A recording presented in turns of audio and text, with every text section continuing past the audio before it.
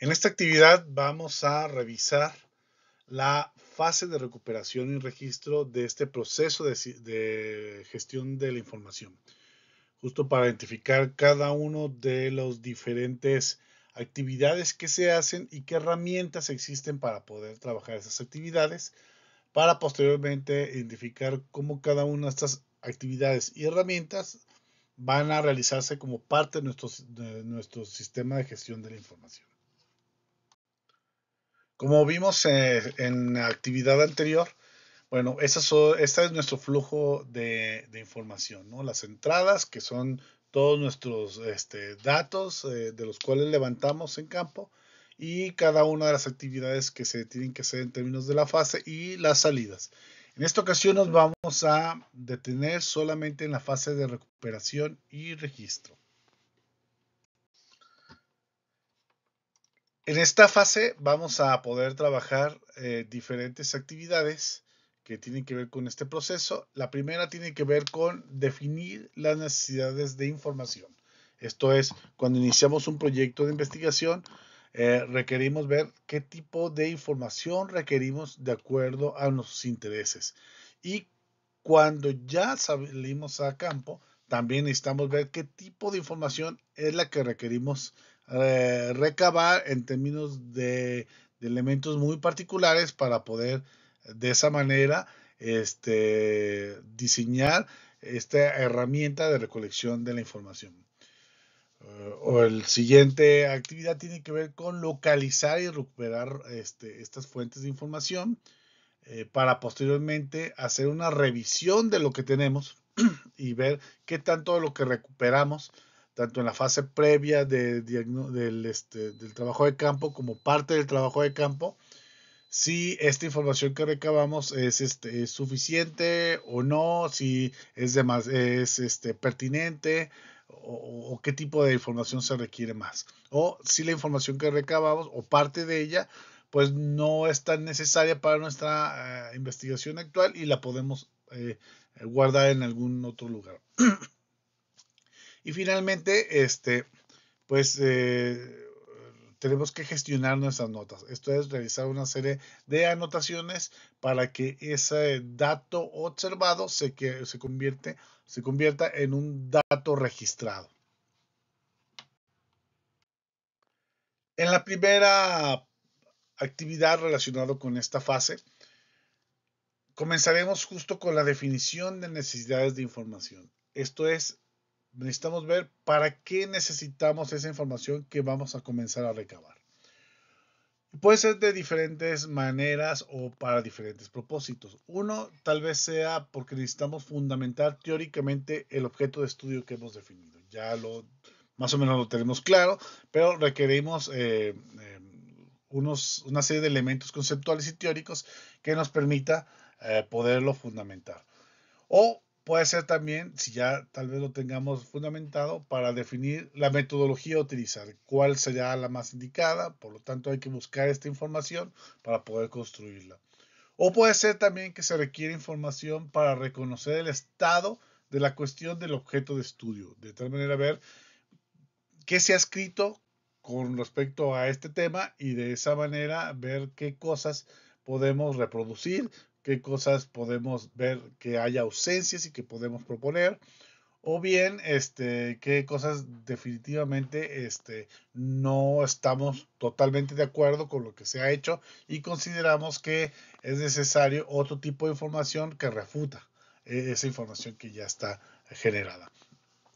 Otro tiene que ver, otra necesidad tal vez puede ser por los datos de campo que requeremos ya como parte de nuestro proceso recolectar esta información, o bien para información relacionada con estudios que estén interrelacionados con la problemática empírica y que requeramos profundizar en términos de los datos empíricos que ya estén. Algo, para poner un ejemplo, podría ser información relacionada con el contexto geográfico, con el contexto histórico, a lo mejor de nuestro objeto de estudio, que nos sirva para poder tener una visión más amplia y de ahí poder hacer acotamientos o fundamentar o reorientar nuestra investigación. Hay dos herramientas que podría proponerles para poder llevar a cabo este primer ejercicio de definición de la información que requerimos. Uno podría ser utilizar esta matriz, que básicamente es identificar cuáles son algunos de los elementos que tienen que ver con nuestro objeto de estudio, de tal manera que podamos sentarnos y escribir lo que sabemos de ese elemento, ¿no? Por ejemplo, si estamos trabajando con cuestiones de política cultural y uno de los elementos relacionados con la política cultural que nos interesa tiene que ver con la legislación, bueno, ¿qué tanto conozco la legislación cultural?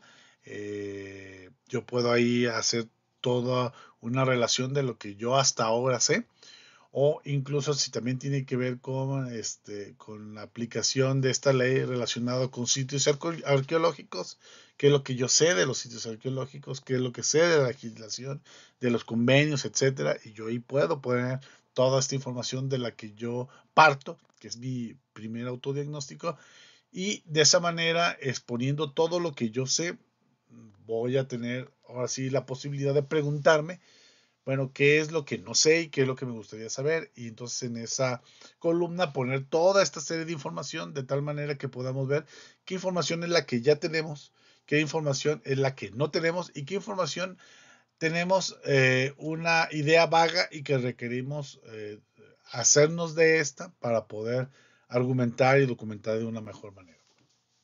Otro ejercicio que puede servir también para esta primera actividad es realizar un mapa mental. Es un poco similar al anterior, pero de manera gráfica para aquellos que tienen este pensamiento visual, ¿no? De que podamos poner cuál es el punto del cual partimos, cuáles son sus componentes y cuáles son sus elementos que se relacionan y ver ahí, hacer una anotación.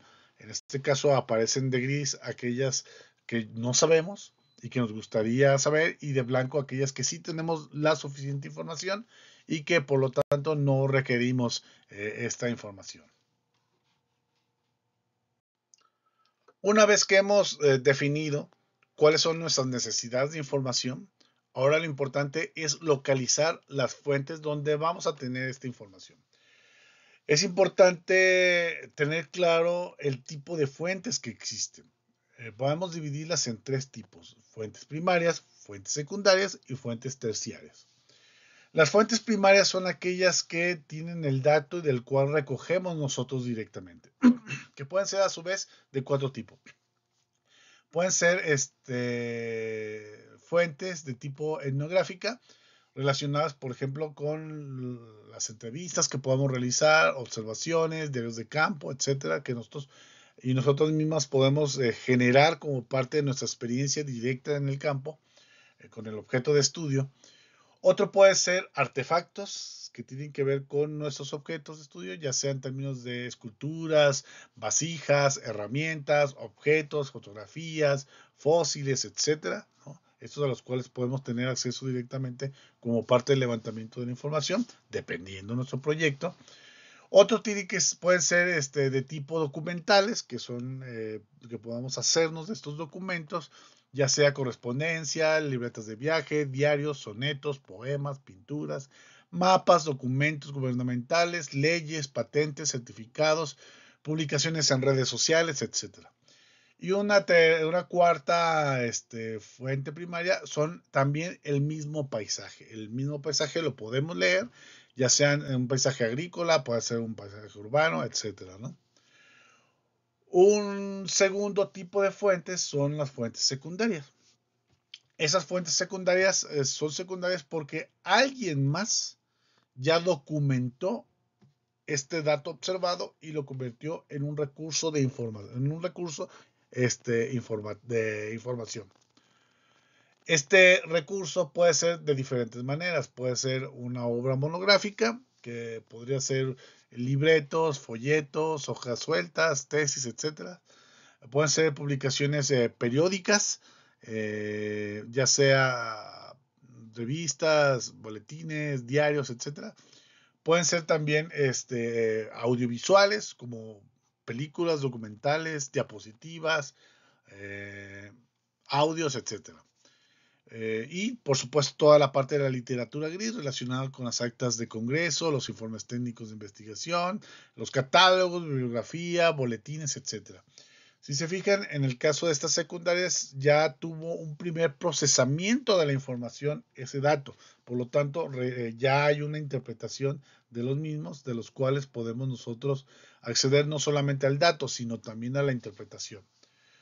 Y un tipo de fuente terciaria son aquellos relacionadas con que conjuntan y reorganizan y catalogan una serie de fuentes secundarias que ya están reorganizadas. Como que podrían ser obras de consulta, como son los diccionarios, las enciclopedias, los manuales, tesauros, antologías, que ya han sido, son fuentes secundarias que ya han sido procesadas, bases de datos, ¿no?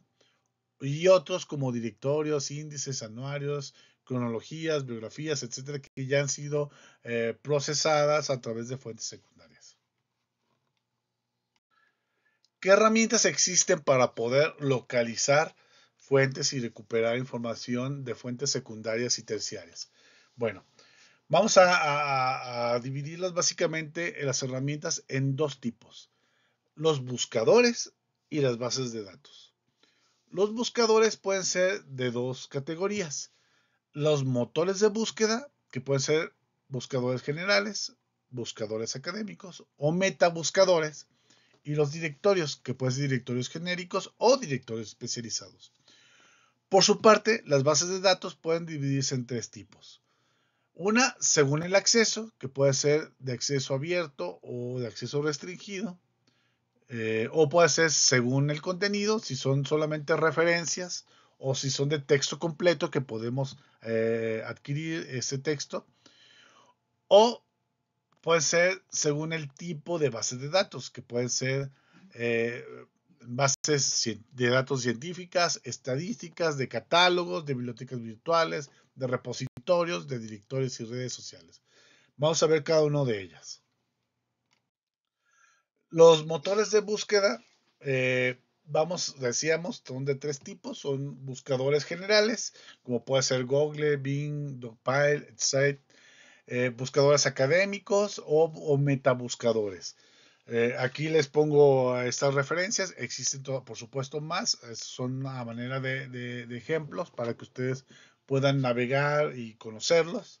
Esta presentación la pueden bajar, está como parte de los recursos informativos que está disponible, y ahí está ya habilitado el hipervínculo para que puedan ingresar y conocer, así como estas herramientas, pues todas las demás herramientas que se van a presentar más adelante. Por otra parte, tenemos los directorios y catálogos. Ejemplo de ellos, bueno, hay directorios que ya están desde una perspectiva académica, como puede ser el ORCID, el Google Académico, ResearchWOS, bibliotecas virtuales, el Directorio Latinoamericano de Recursos Patrimoniales, etcétera. Son algunos ejemplos de directorios que ya están organizados y establecidos. Otra herramienta también desde la cual podemos localizar información son las redes sociales académicas. Hay varias.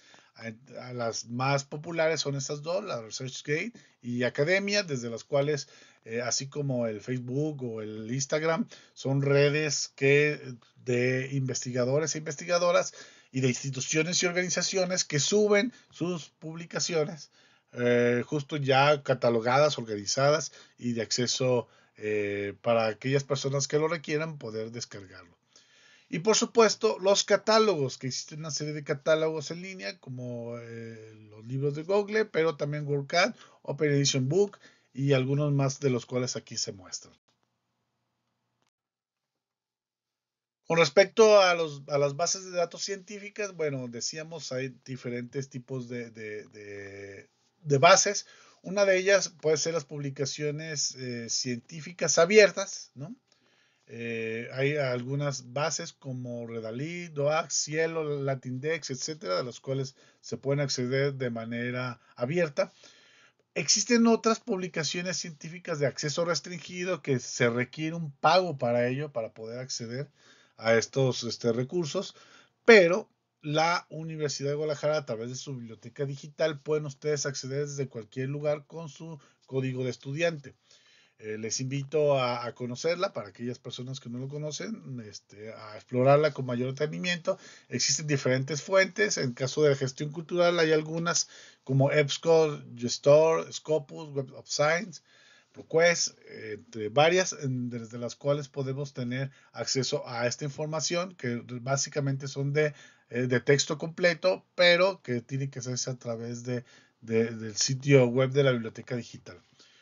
Y finalmente, en esta categoría también tenemos algunas bases de datos de datos abiertos. Esto es de alguien más que ya generó datos de investigación y que los comparte para que podamos acceder a ellos. Por ejemplo, los datos abiertos de México, el Google Public Data, el registro Open, eh, y algunas otras repositorios de bases de datos abiertos desde los cuales se puede recuperar estos datos y poder reusarlos. Aquí pongo algunos ejemplos para que puedan visualizarlos. Otra herramienta para poder localizar esta información pueden ser las bibliotecas virtuales y los repositorios. Existen diferentes bibliotecas ya de acceso, algunos no solamente de texto, sino de capítulos o artículos, sino de libros completos. Y por supuesto, repositorios, estos repositorios institucionales que están ya organizados de tal manera que también se pueda recabar esta información, incluso con algunos software especializados donde puedas ya directamente jalar la información y poder indexarlo directamente. Aquí hay algunos ejemplos, les invito a conocerlos, a explorarlos. Por supuesto, no son los únicos, son a manera de ejemplo, sobre todo aquellos que tienen que ver con gestión cultural. Cuando hablamos de localizar y recuperar información relacionada con fuentes primarias, ahí sí el asunto va un poco diferente. Por ejemplo, sobre todo aquel dato que tiene que ver con el dato cualitativo, y bueno, no está exento lo cuantitativo, pero hay tres elementos importantes que hay que considerar con respecto a las fuentes primarias. Uno tiene que ver con estrategias para la localización. Un elemento clave dentro de la estrategia de localización es la recomendación, ¿no? Esto es gente que ya conoce del tema, especialistas que ya conocen, que podamos preguntarle y que nos puedan dar referencias de dónde ir a recabar esta fuente, ya sea un archivo, ya sea una persona, ya sea un paisaje, una experiencia, etcétera. O puede ser también a través de la bola de nieve. Esto es que una fuente de información con la cual estemos trabajando que nos dé referencias de otras. Y esa otra nos lleva a otra, y esa nos lleva a otra, y esto nos lleva a otra. Y de esa manera poder ir localizando otras fuentes de información que se van relacionando. Otro elemento importante que tiene que ver con la localización tiene que ver con el establecimiento del rapport.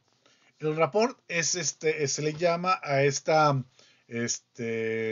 ejercicio de crear esta relación de confianza y de empatía con nuestra fuente de información. Porque no es lo mismo cuando uno llega a levantar una fuente de información cualitativa con personas, pues hay que establecer este rapport que implica este establecimiento de la confianza. Y esta confianza, pues hay que ganársela, porque no cualquier persona llega y, digo, no puede recibir, no te pueden dar una información nomás de la nada. Llegas y es extraño quién es, ¿no? ¿Para qué lo voy a usar? No lo conozco, etcétera. En algunos casos hay que tener una, dos o hasta tres sesiones de plática, de diálogo o con la intersección de alguna otra persona para que poco a poco se vayan abriendo y compartiendo esta información. Habrá otras personas que de entrada te lo dicen todo y te lo avientan el dato, pero bueno, no siempre es así. Ahí la importancia del establecimiento del rapport. En los recursos informativos hay una serie de documentación que puede ayudar justo con algunas estrategias de cómo realizar esta bola de nieve, este rapport. Otro elemento importante tiene que ver con el levantamiento de los datos.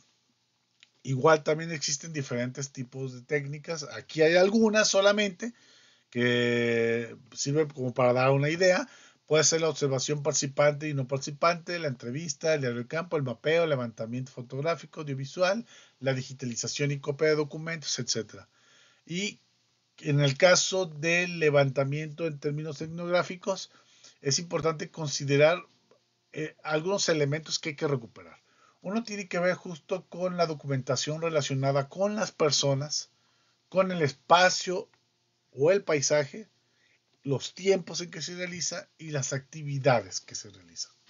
Entonces, bueno, toda fuente primaria implica este tipo de elementos por los cuales hay que considerarlos como parte de tu ejercicio de trabajo. Una vez que hemos recuperado esta información, ya sea como parte previa de nuestro trabajo de campo o durante el trabajo de campo, hay que revisar qué tan pertinente es esta información. Esto es, puede ser que algunos artículos que en su momento consideramos que era importante para nuestra investigación, pero a la hora de estar, necesitamos darle una revisión con calma y de esa manera ver si es pertinente o no. Igual sucede en términos de las entrevistas, en términos de algunos documentos que podemos acceder como parte del trabajo de campo, etcétera. Hay que revisar qué sí nos sirve, qué no, qué estamos inseguros, etcétera. Esta es la fase en la que necesitamos trabajar justo eso. Y existen varias herramientas para trabajar sobre todo con documentos que hemos recuperado de tipo virtual o que nos pueden ayudar a revisar, suponiendo que como parte del ejercicio de recolección de información, tal vez para nuestro marco teórico, nuestro estado del arte, pues a lo mejor recuperamos, no sé, una cantidad de 20, 40 artículos y no estamos seguros si toda esa información nos vaya a servir o no. Bueno, en la actualidad existen algunas herramientas que nos podrían ayudar a facilitar esta decisión, a tomar esta decisión. No es que haga el trabajo por nosotros, sino que nos ayuda a hacerlo de una manera más ágil.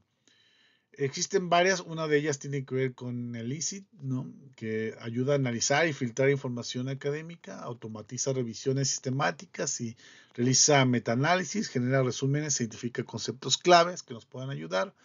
El SciencePace, que nos ayuda no solamente a conocer la información que está ahí, sino también buscar qué otros artículos eh, se relacionan con esos artículos que ya hemos documentado. Y hay un elemento muy importante que tiene Spice, como igual lo tiene PDF Gear, que es el siguiente, que permite chatear con el artículo, ¿no? A través de inteligencia artificial, uno le hace preguntas con respecto al documento para poder darnos cuenta si esa información de golpe nos sirve o no. Suponiendo que tenemos, no sé, 40 artículos, de esos 40 queremos ver cuáles tienen que ver con el trabajo que estamos haciendo. Este ejercicio nos permite hacer una primera selección de cuáles son. A lo mejor de esos 40 nos damos cuenta que 10 sí son los que tienen que ver con nuestro proyecto, los otros no tanto. Entonces, por lo tanto, esto nos ayuda a posteriormente hacer la lectura de estos 10 que ya vimos que sí tienen que ver con nuestro tema y los otros reservarlos para otro momento. No quiere decir que ya no leyamos, que no hagamos la lectura de esta información, esto no se sustituye, pero ayuda a priorizar cuáles son primero los que tenemos que analizar y cuáles después podríamos revisar. En caso de que ya no haya tiempo, pues bueno, seleccionar los más relevantes. Lo mismo pasa con esto, digo, con otros ejercicios, por ejemplo, esta herramienta que resume, que nos ayuda también a identificar ideas principales y datos de documentos académicos. A mí en lo personal me sirve mucho el Word. El Word tiene una función que te permite leerte los textos en voz alta. ¿Y por qué eso? Bueno, yo cuando voy conduciendo, cuando voy en el transporte público, caminando, puedo ir escuchando algunos de los documentos y esto me permite ver qué tanto me están sirviendo o no, o irlo repasando. De tal manera que a través de la voz uno vaya escuchando estos documentos. Existe una herramienta que, bueno, puede dársele otros usos también más amplios, que lo vamos a ver más adelante también para otros usos, pero para esta información recuperada, el POE puede ser muy importante. Hace un poco lo mismo que este SciSpace o el de Elicit, pero en este caso el POE podemos tener diferentes chatbots de inteligencias artificiales especializadas en diferentes casos. Yo en lo personal, a mí yo lo he utilizado para poder identificar dentro de la información pequeños resúmenes y no solamente te genera resúmenes, sino una serie de chats para poder identificar si ese documento o ese archivo es propicio o no para el trabajo que estoy haciendo, ¿no? Y de esa manera te facilita el trabajo, ¿no? Cabe mencionar que algunos tienen, bueno, la mayoría tiene su versión gratuita en el cual puedes trabajar, que tiene ciertas limitaciones, ya sea de utilización de herramientas que hay dentro o bien de cantidad de documentos que pueda analizar. Entonces, bueno, es de checar cuáles son los más convenientes. A mí en lo personal me han servido todos. Utilizo mucho el SciSpace y el PDF Gear y sobre todo en uso cotidiano para poder hacer este tipo de ejercicio básico. Pero los demás también tienen un buen uso e interesante uso. Y bueno, finalmente la última etapa, o más bien dicho, la última actividad relacionada con esta fase tiene que ver con cómo gestionamos nuestras notas. Porque si se fijan, lo primero que hicimos fue identificar cuál fue nuestra necesidad de conocimiento. Digo, perdón, de información. Después vimos dónde poder localizar estas fuentes, recuperar esta información y después darle una revisada a lo que tenemos para poder decir con cuáles nos quedamos y con cuáles no, cuáles revisamos primero, cuáles segundo, para poder priorizar el trabajo a realizar. Pero ya tenemos el documento, ya leímos el artículo, ya recuperamos esa información, pero ¿qué vamos a hacer con eso? Hay que registrarlo, hay que anotarlo. Y en ese sentido podemos hablar de dos tipos de notas, las notas físicas y las notas digitales. Las notas físicas son las que se hacen regularmente en el trabajo, como parte del trabajo etnográfico. Esto es a la hora que hacemos observación participante, a la hora que hacemos un análisis de una obra o que vemos algún paisaje y hacemos registros sobre el paisaje, o grabaciones que hacemos en sitio, ya sea en términos de fotografía o ya sea en términos de audios o ya sea en términos de fotografías, etcétera. Y las notas digitales también pueden ser aquellas que se hacen de notas de trabajo de campo, notas de revisión documental, notas conceptuales metodológicas, grabaciones y respaldos de publicaciones y por supuesto transcripciones. Empecemos con las herramientas para gestionar las notas físicas. Aquí hay básicamente dos herramientas que nos pueden servir. Hay quien lo ve como si fuera uno solo. Yo en lo personal lo tengo de dos maneras. Una es la libreta de apuntes y otro es el diario de campo. La libreta de apuntes regularmente es aquella que es una chiquita que cabe en el bolsillo de tu pantalón de mezclilla atrás, justo para poder hacer anotaciones rápidas, ¿no? Y que no siempre puedes utilizar el diario de campo, pero sí la libreta de apuntes para hacer un apunte rápido, ya sea porque alguien te comentó algo, o ya sea porque tú viste, porque recordaste, y haces un apunte muy rápido para después trasladarlo al diario de campo ya con más calma, ¿sí?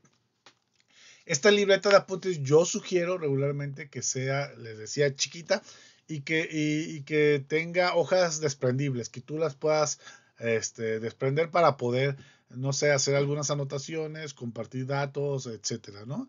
Esto para mí ha sido muy útil, este tipo de herramientas, que además sirve como un previo para el diario de campo. Por su parte, el diario de campo, la gran sugerencia es que sea una libreta encuadernada, ¿sí? Que no se le puedan romper fácilmente las hojas.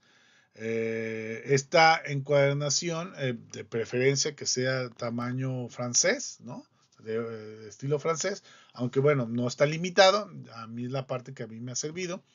Y este diario de campo se van enumerando. Esto es, puedes tener varios diarios de campo, el 1, 2, 3, y conforme uno va avanzando en la investigación, uno los va enumerando. Vas teniendo también un diario de campo por investigación, de tal manera que vas teniendo a lo largo de tu desarrollo profesional, pues diferentes diarios de campo. No, mi sugerencia es no, si tienes, no sé, algunas cuestiones laborales, que no combines en tu diario de campo elementos de diferentes proyectos, porque esto lo hace más complicado. Para eso es la libreta de apuntes, ¿no? Entonces sí que tu proyecto sea eso. Aquí la sugerencia siempre es que tu diario de campo siempre lo cargues contigo, siempre desde que haces un proyecto de investigación, porque incluso hasta tenerlo ahí a un lado de, cuando eres estudiante, a un lado de donde duermes, estás dormido y de repente dices, me acordé de tal cosa, te despiertes y lo haces ahí el apunte, porque luego a veces dice, ya cuando mañana en la mañana que me despierte bien, lo apunto y resultó que ya se te olvidó, ¿no? Entonces, el diario de campo siempre traerlo contigo, siempre, siempre, siempre, para poder hacer estas anotaciones. Este diario regularmente, bueno, tiene una portada interior donde tiene el nombre del proyecto, tu nombre y tus datos de localización por si en alguna ocasión se te perdiera el diario de campo, bueno, hay alguien que lo encuentre que te lo pueda dar. Y por supuesto, la numeración, ¿no? Es tomo 1, tomo 2, tomo 3.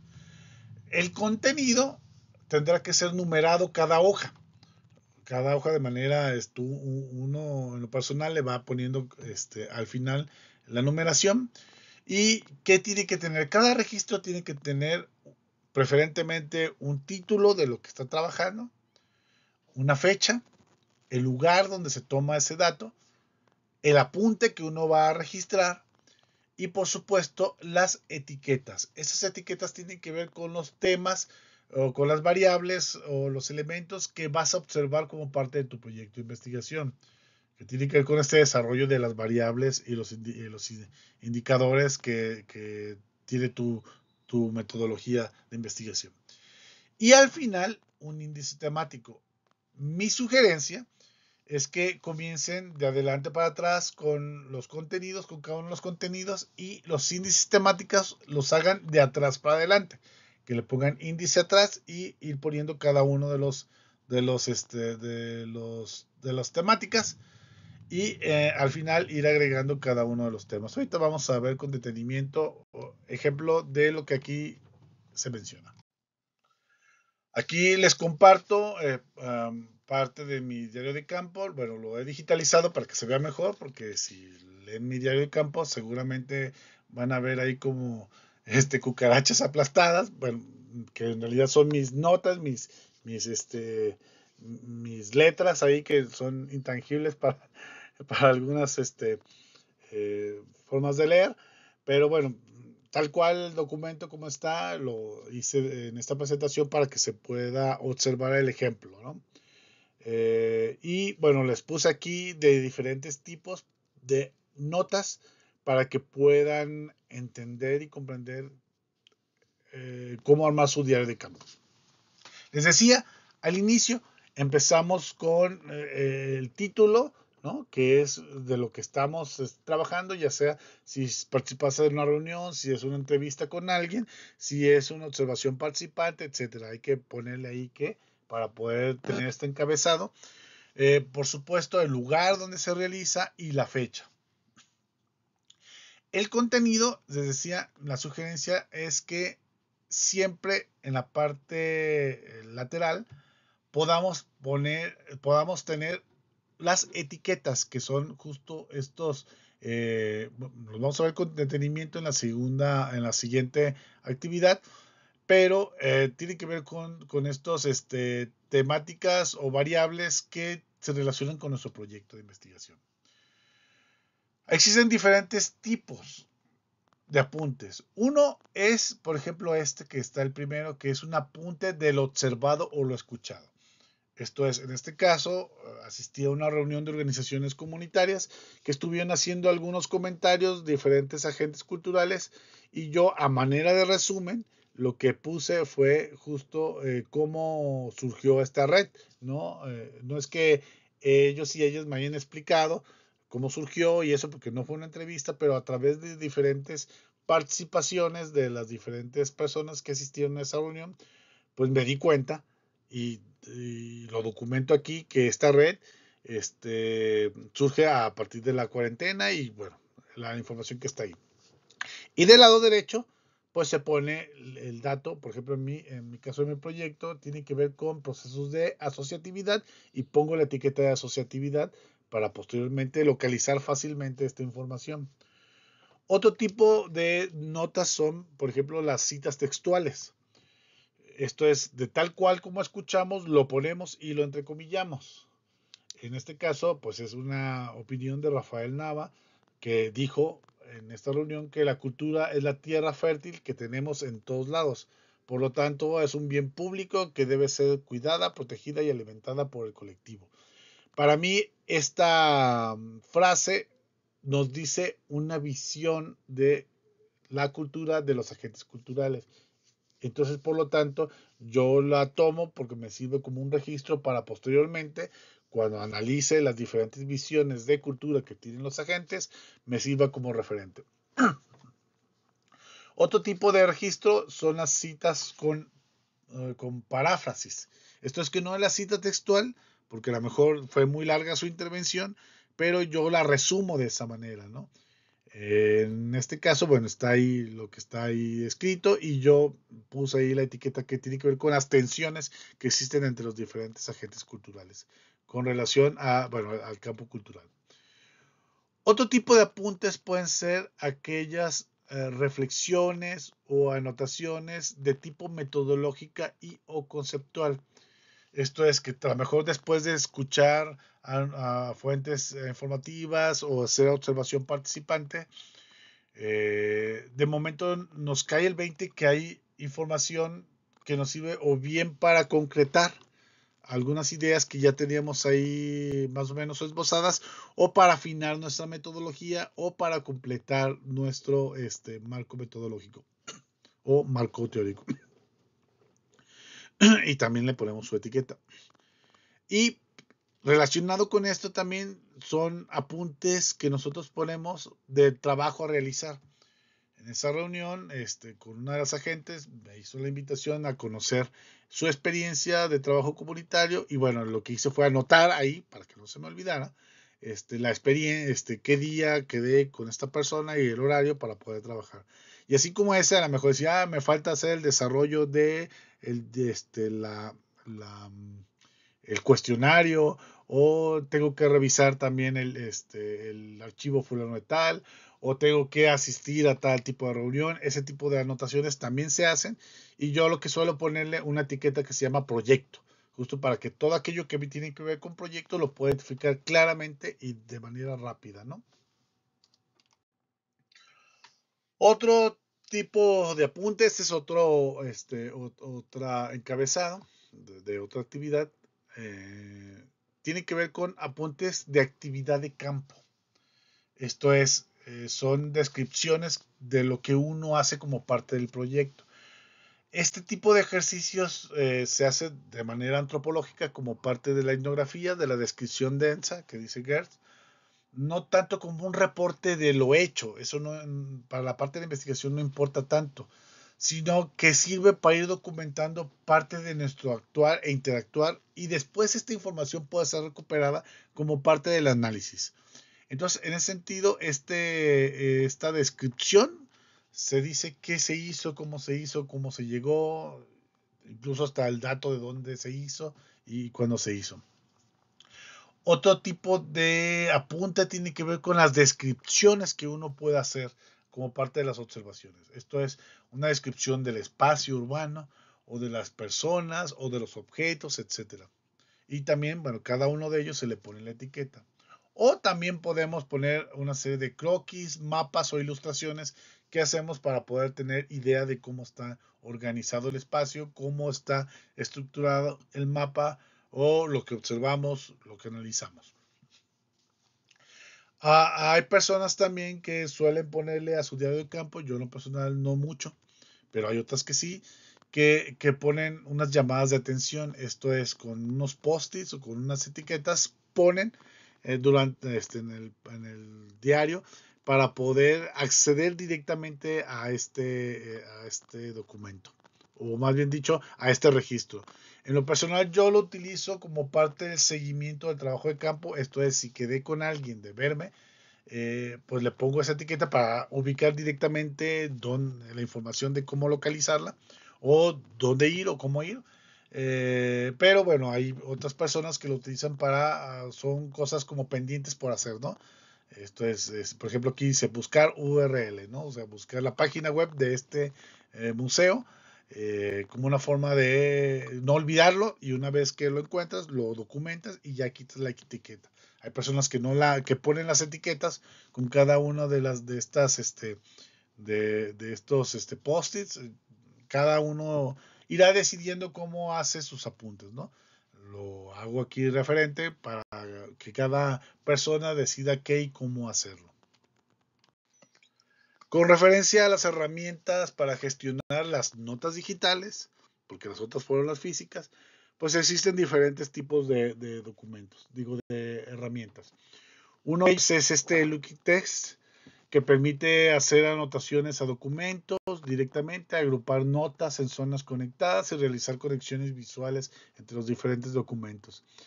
Uno que a mí en lo particular me encanta, lo utilizo todo el tiempo, es el Microsoft OneNote, que forma parte de la paquetería de OneNote y que del cual tiene versiones pues tanto de computadora como de móviles, ¿no? Y esto literalmente es un diario, un diario virtual que tiene diferentes carpetas y diferentes hojas desde las cuales uno puede organizar este cuaderno digital sin ningún problema. Lo maravilloso es que le puedes poner texto, audios, imágenes, audiovisuales, puedes etiquetar e incluso existe un plugin que le pones a tu navegador que el documento que estás viendo o la publicación le dices agrégamelo para allá y lo agregas. Y también puedes compartir información y puedes mover fácilmente esta información de una sección a otra. Y puedes tener tantos diarios, tantas secciones, tantas notas como tú requieras. Incluso el mismo software puede tener diferentes plantillas preestablecidas de las que ya está, que te las da el fabricante, o también de las que tú mismo o misma puedas diseñar para nomás reutilizar esas plantillas directamente para recabar esta información digital. Uno muy similar es Evernote, también que tiene un ejercicio muy similar, que pues, se puede tener acceso incluso vía web. Y existen otros dos que ya los hemos mencionado también, que no solamente tienen esta función, sino otras más, pero que se puede utilizar como parte de, que es el Zotero y el Citavi, ¿no? Que nos sirve justo para poder hacer estas notas directamente sobre los documentos o sobre los datos, ya sea un artículo, ya sea un documento, o ya sea una grabación, ya sea una etnografía, etcétera, que podamos documentar ahí, etcétera. Todo está, lo podemos ir agregando. Cada una tiene su forma de ir documentando y de poner también etiquetas tanto en Sotero como en Citavi. Bueno, en todas estas que se presentan aquí, te permite hacer el registro que nos interesa, ya sea del resumen, de las ideas principales de un texto, o de la etnografía que hicimos o de la entrevista que hicimos, ¿no?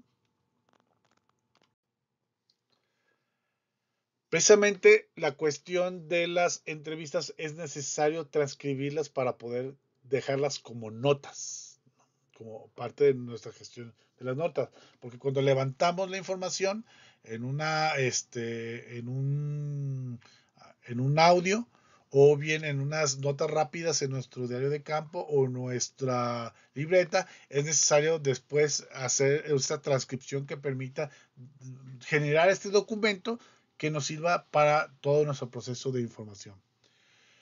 Eh, Existen diferentes tipos de transcripciones. La literal, que es la que transcribe uno tal cual como se dio la entrevista, con sus muletillas, con las formas de expresión, que regularmente se utiliza este tipo de ejercicios para aquellas investigaciones relacionadas con tal vez con la semiótica, con la lingüística, etcétera, que se requiere recabar tal cual las formas de expresión. Otro tipo de transcripciones, la más común es la que le llaman la limpia. La transcripción limpia es aquella que se hace quitando estas muletillas, eh, palabras repetidas, etcétera, de tal manera que pueda ser fácilmente entendible por el lector. Y por supuesto, un tercer tipo de transcripción que se le llama inteligente o estratégica. ¿En qué consiste esto? Consiste en que se pueda sacar las ideas principales de esta entrevista, no de manera literal, sino la idea principal a la luz de nuestros propósitos de investigación. ¿Cuál tipo de transcripción es la más adecuada? Pues dependiendo del tipo de proyecto que queramos realizar. Sobre todo pensando en que si vamos a utilizar parte de este dato que estamos registrando como una fuente a citar, como parte de nuestro análisis. Existen diferentes formas de hacer esta transcripción para convertirlo en un documento. Aquí les hago esta propuesta que tiene que ver con poner el nombre del proyecto arriba, poner qué se transcribe, si es una entrevista, un grupo de discusión, un una tal vez una conferencia, etcétera. Y varias secciones, una donde vengan los datos de la entrevista para saber quién entrevistó, la fecha que se realizó, el lugar y el código del documento. Este código lo vamos a ver en la siguiente actividad de aprendizaje, pero cada recurso informativo o dato de investigación debe llevar un código específico para poder localizarlo. Eh, Vienen los datos del entrevistado o de la entrevistada para saber su nombre, el perfil, a lo mejor, o algún dato que querramos relacionado con nuestra muestra que querramos poner y algunas observaciones que querramos poner también. Algunos comentarios de quien entrevista, ¿para qué? Para saber el contexto en que se hizo, la referencia, algunas reflexiones, o si si estuvo alguien más presente, o si fue interrumpida por diversas situaciones, etcétera, ¿no? Son como notas metodológicas, técnicas para quien va a leer, que sepa el contexto en que se realizó y algunos datos que son importantes en términos del contexto. Después viene la parte de la transcripción, que puede ser a renglón seguido o puede ser a través de una tabla como esta. Cada quien decidirá cómo. Este ejercicio de la tabla se suele utilizar de manera técnica para poder recuperar información fácilmente, que se divide en regularmente en tres columnas. Una donde vienen los párrafos, ¿no? Para poder ubicar fácilmente a la hora de citar, si es el párrafo 003 o el 05, etcétera, donde localizarlo rápidamente. La transcripción de la información se le ponen regularmente las iniciales de las personas para que no se tenga que poner todo el nombre.